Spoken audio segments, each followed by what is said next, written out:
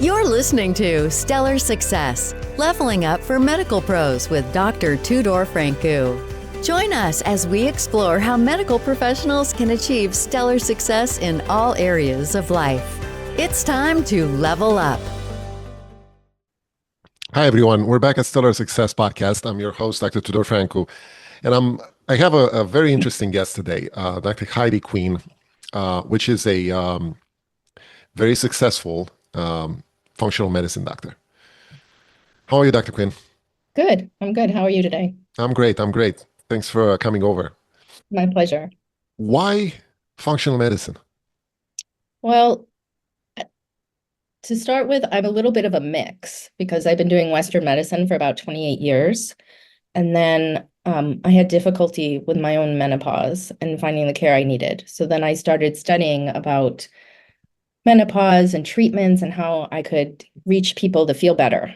And it was complicated. So then I ended up getting the menopause certification from the Menopause Society. And then I said, wow, this is all kind of conservative. And I know there's lots of other options out there, and I want to be able to incorporate that. So then I found functional medicine.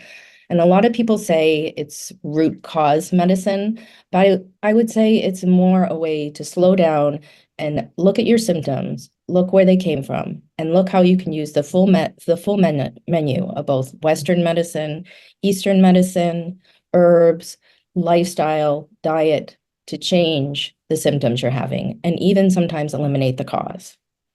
And Yeah, it's a very interesting approach recently. I mean, in the past few years, I would say, Western medicine, like you mentioned, it's more of a classical, typical, medical school teaching approach. You have a disease, you treat it with some medication, and you see if it gets better. If it doesn't get better, you treat it with a different medicine and see if it gets better. If it doesn't get better, you think about it and maybe use a different medicine.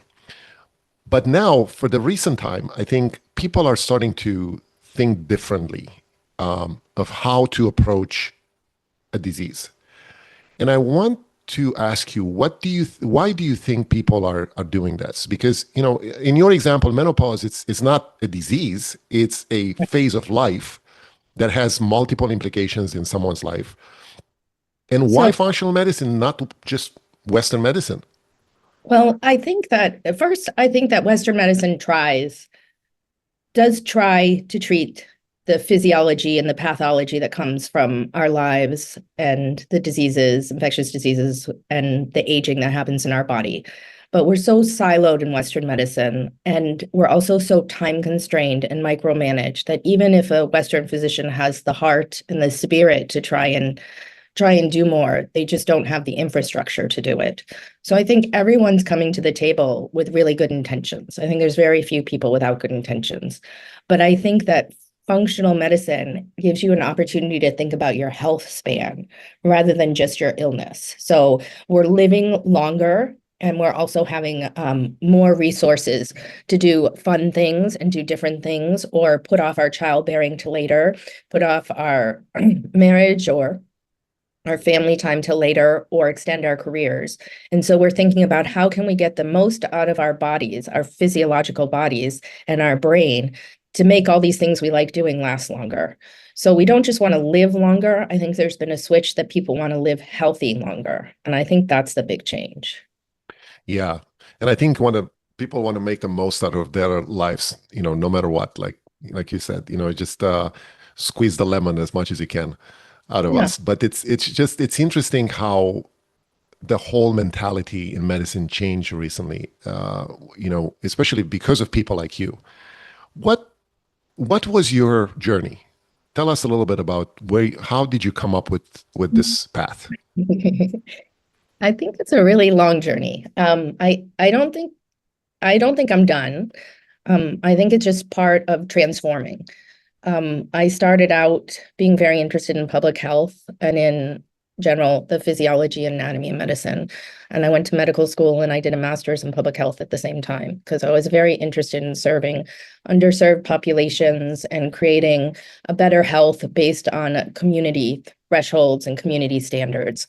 I worked a lot internationally in 8 different countries working on postpartum and maternal postpartum complications and HIV and HIV-2, on measles vaccines, child development, combining alternative pharmacies with Western medicines in rural places, et cetera, et cetera. And I found that work really rewarding. But then when I came home, I found those aspects missing, those aspects of using your lifespan and your community to help you become a better person and also become a healthier person. And then I went into emergency medicine because I really, the academics of it was really appealing. It's a really exciting field. I like never knowing what's going to come in. I love being there to support people in times of transition, whether it's crisis or death. And I noticed as I went on and on in my career that it became more and more micromanaged, and I was having less and less time with patients, and I couldn't do any more than put a Band-Aid on. And I felt disempowered by it. So then I thought I would open up a clinic and be able to spend more time with my patients and take a different approach. And I think part of it is just even having the time to listen to patients. I often have patients write me thank you notes after their first session before they even get any medicines, like, thank you so much for listening to me. I felt heard. And I think that's something that's missing in our society. Yeah, definitely missing because, if you stay with the patient for 5, 10 minutes, that's what the insurance companies allow you to do most of the time. So yeah, obviously the quality of care increased. How is to have your own clinic? It's very, very busy. If I knew what it was like before I opened it, I might have thought twice. It's, Yeah. The medicine part is easy because when you envision what you want in your business and how you want your patients to feel and what you want to provide, you have the perfect idea and model in your head. But then actualizing that into being able to do that for your patient every day is harder. So making sure that all your paperwork is set and that it's HIPAA compliant and that you're having confidential conversations with people, that you can connect them with both the care that you're giving them and also have referrals to compounding pharmacies and regular pharmacies and acupuncturists and fitness trainers, because it's not much help if you see a patient, you say, I think your vitamin D might be low. I'm thinking that maybe, you're not tolerating this hormone because it has peanut oil in it and, your skeletal muscle mass is horrible. And then you say, go work on these things. It's hard for people in their busy lives to find those resources. So you have to put together a structure where you can leave people with a plan and a menu that they can choose from and try to achieve those things. Do you offer the patients this type of treatments in your office, or do you refer them somewhere? In my office, I have 2 acupuncturists that are more partners than employees.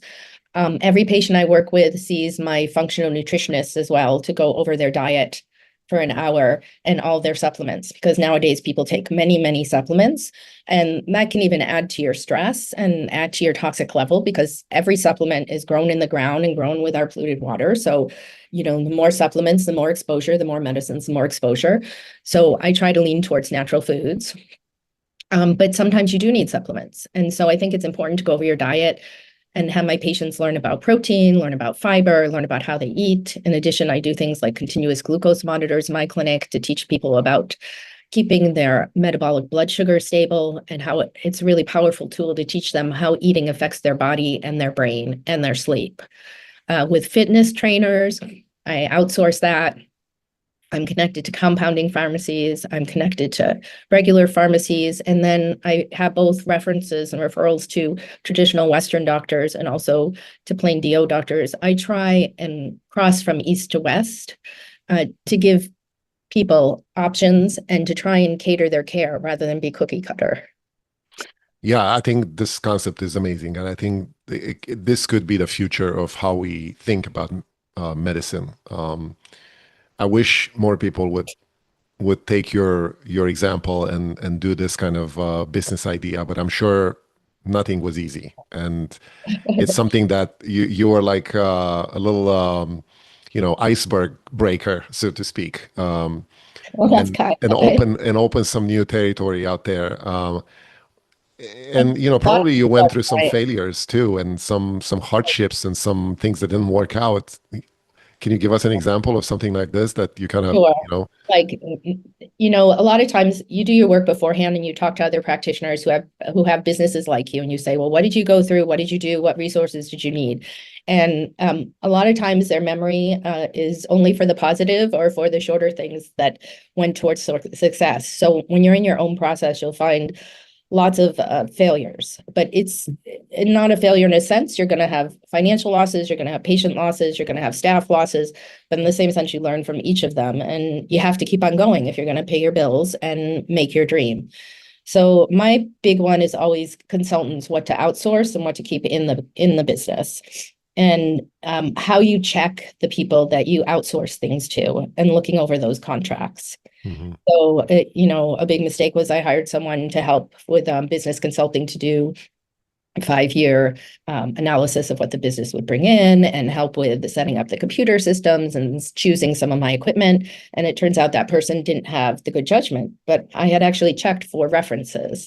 So it's not always that the person is not competent. It's just that they could not be a good match for your business. And I also learned that you should probably, when you have contracts in the beginning, maybe have someone legal go over them with you to teach you about them and learn about arbitration and what happens when someone doesn't meet their contract, and make sure that you're signing something that you understand really well. It's funny how the medical part, like you said, is the easy part, right? In this endeavor. So yeah, the business side of things it's usually the hardest thing to do for people in medical field, because we didn't have any exposure in our training to do that. And getting a consultant, like you said, to teach you some things, it doesn't necessarily mean it's the perfect fit. But the concept of integrative medicine nowadays, it's something very new, and it's new also from the point of view of payments, of like insurance claims and insurance payments. How do you deal with this aspect? How do you make this work? Yeah. I personally feel like our medical system is failing in a lot of ways, besides being very siloed, besides physicians being micromanaged. I mean, I got to the point in my career as an emergency physician. When I started, I would write a paragraph on a piece of paper, and it would have my orders and what was wrong with the patient and the discharge. And then the rest of the time I could spend with the patient, to the point where after 28 years, I would have 5 pages of typed notes for the insurance company, 5 minutes with the patient. And every month I would get statistics about how fast I see a patient, how much I charge per hour, how much I charge per patient, how long it takes me to admit, how long my patients are in the waiting room. And nowhere in those statistics was, did you help the patient? And there were this big move for patient satisfaction as well, which I think got kind of co-opted in addition, because there are patients, if you're going to be true to the standard of care and to what you think a patient needs, that are not going to be happy with your decisions. So having a perfect patient satisfaction score does not mean you're the best provider. So I became disillusioned with a lot of that. And unfortunately, I have had to go outside the system. So I don't take insurance, but I do bills for patients. And I have a billing company that submits my bills, so they get out of network or taken away from their deductible. Yeah. And I tried to work that way. And I also didn't want to do 100% concierge model. I don't know if your audience is probably familiar with it, where you do a membership fee up front, and then you have certain charges during the year, depending upon what membership fee you choose. So you have fees for visits or blood draws, or you have no fees. And that's unattainable for a lot of people. So I also wanted to make functional medicine, and my other specialty is menopause and weight loss. I wanted to make it available to other people. So I do single consults as well. And then I'm very easy about collaborating and sending notes to their other providers and to them. And very importantly, giving my patients access to everything. So whatever we discuss or whatever tests we use, they have them in their vault here, and they have access to them all the time, so they don't have to repeat things. And I also spend the time to go through the results so they understand them. I don't just say, oh, your GI study was great.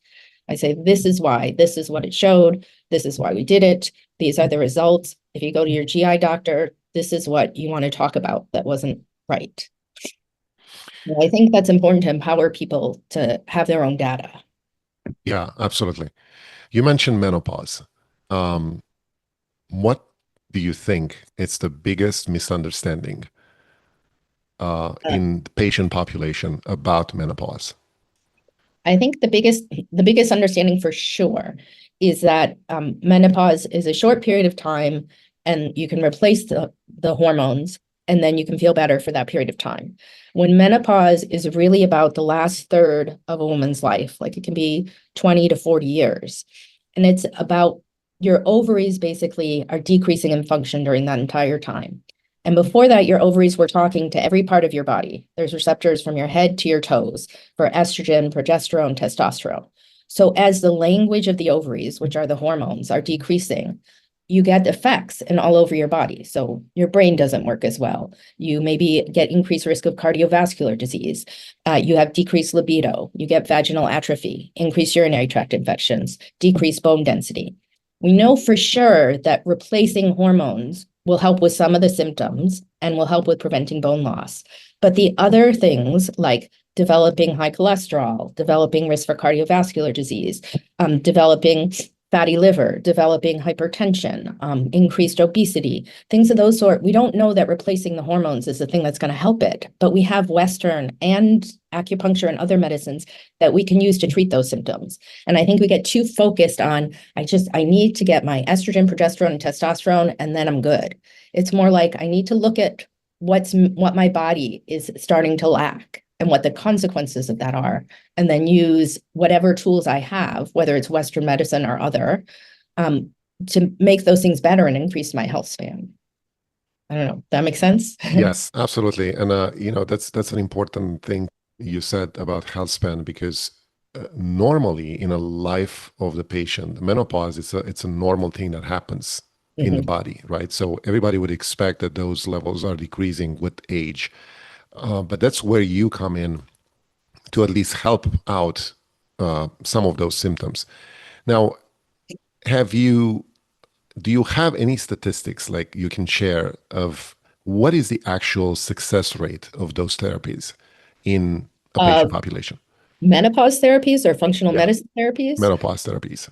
Menopause therapies, that's a hard one for statistics. We have double-blinded randomized control trials that show that replacing hormones, replacing your estrogen, and giving you progesterone to protect your endometrium definitely does three things. So one, it can correct vasomotor symptoms. So things like hot flashes, night sweats, difficulty sleeping, brain fog, proven.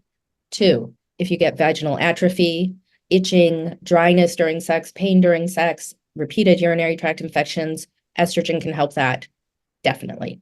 Three, it's approved by the FDA and has been shown in double-blinded randomized studies that it helps you keep your bone mass. So it can prevent osteopenia and osteoporosis, which are huge for health span. And that's not just for women, that's for men too. Not to give them estrogen, but keeping your bone mass and keeping your skeletal muscle mass are the two things that later in life are going to make you be able to keep doing the things you love, whether it's like getting down on the floor with your grandkids or going for a hike or playing that game of pickleball or, doing your carpentry that you like, biking. And if you don't have those, then you're not going to have a health span. So those three things are without a doubt proven. In the Women's Health Initiative, we also saw that there was a decrease in all mortality and morbidity with women who are taking hormones versus not taking hormones. But what we didn't see is how much or what we need to give. So there's a lot of research being done about how replacing estrogen or using other things is going to actually help your cardiovascular risk profile to help you not have heart attacks, not have strokes. In addition, with helping you with your gut and your biome, losing estrogen in biome, and we don't have exact research on that either. So in a sense, it's like a lot of other things women do in life. There's many things that have been researched or studied in men, and they just haven't been studied in women. But we don't give up. We're, very strong, and we struggle, and we try different things. And sometimes we have to be more in the guinea pig mode than in, I know for sure that 95% of the women will respond to this, but we don't have that data. We do have a lot of that data for men, like testosterone. We have no FDA approved testosterone for women. Does that mean we should not use it? No, it means that we must use the resources we have, which are like compounded, natural. I see. Yeah, that's very interesting. Now, if you think retroactively of, with your experience right now and what you've done clinically, when you started this whole thing, what would be the advice would you give to yourself? Myself. Um,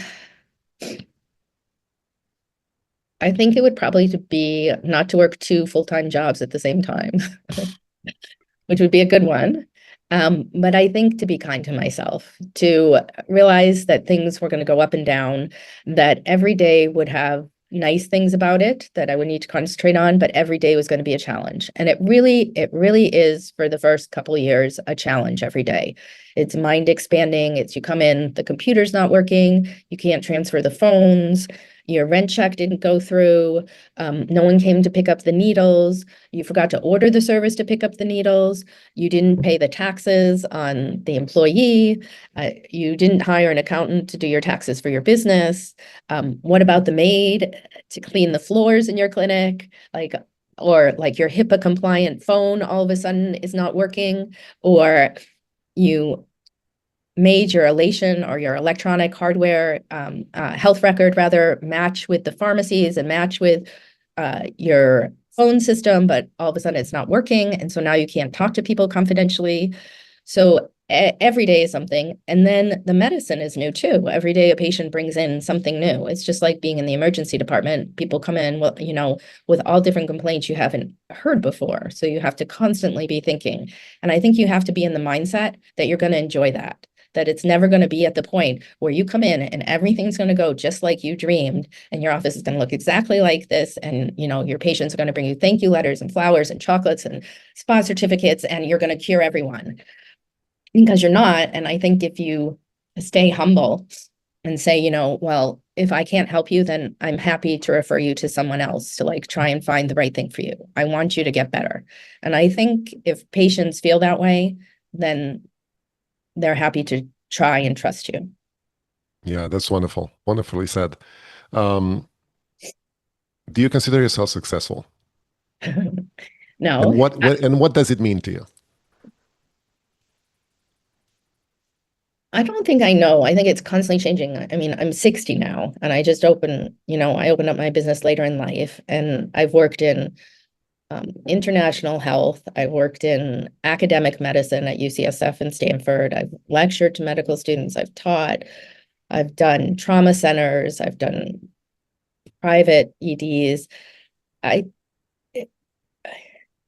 I consider myself very adaptable, and I consider myself very resourceful. And I think I have a good vision of the type of care I want to provide. But I don't know if I would consider myself successful. I feel successful every time a patient says, that was amazing, or I feel so much better, or you've changed my life. Very Or, nice. when you're in the ED and you help someone pass, or you help a family with a passing or a tragedy, like that's not a happy outcome, but it can always be done in a better way, a more compassionate way. Yeah. Is there anything that you think contributes to your success? Like any habits, routines, mindsets that you have? Um, Exercise. I think exercise is really important, and being outdoors and natural light. I really think being in nature and exercise are two things that really help calm your mind. Just a second.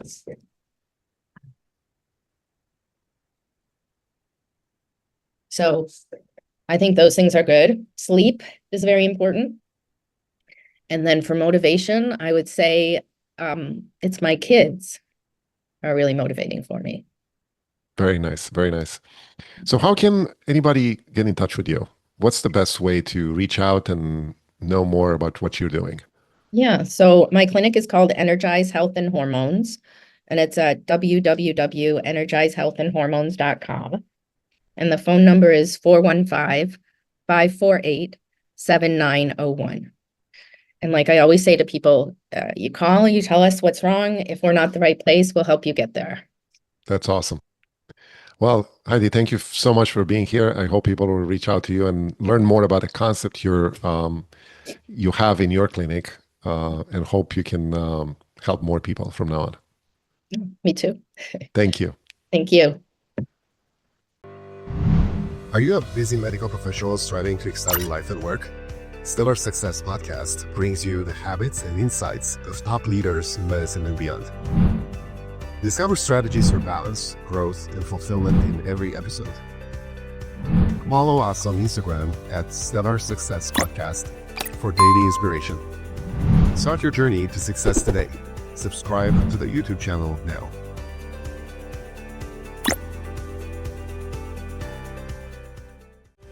That's a wrap on Stellar Success, Leveling Up for Medical Pros with Dr. Tudor Francu. Interested in joining us? Go to stellarsuccesspodcast.com/guest to apply. Stay stellar and level up.